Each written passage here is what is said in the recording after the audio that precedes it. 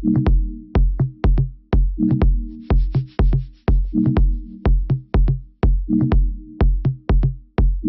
الله الرحمن الرحیم. السلام علیکم دوستانو.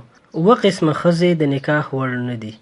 امام غزالی رحمه الله په خپل کتاب احیا علوم الدین کې را نقلوي چې یو عرب خپلو زامنو ته نصیحت وکړ چې د دغو صفاتو لرونکو ښځو سره واده مه کوئ، که څه هم هغوی په حسن، جمال او شتمنۍ کې بېساري وي، ځکه له دغسې ښځو سره نکاح کول د ټول عمر د افسوس او ارمان سبب ګرځي.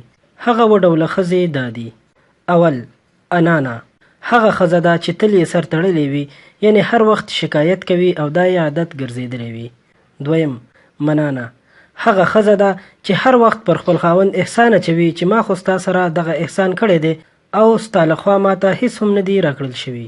دریم، کنانه.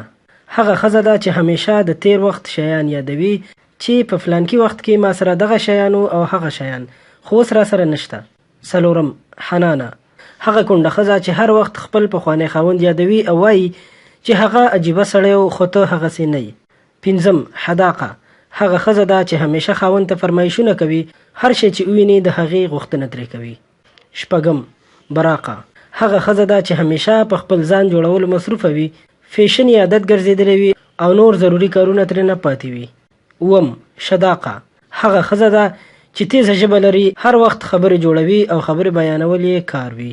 دوستانو، مننه کوم چې ویډیو مو تر پایه وکتله. په دې هیله چې ستاسو به خوښه شوې وي.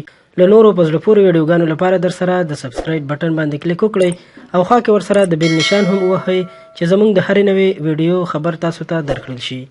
ډیره مننه.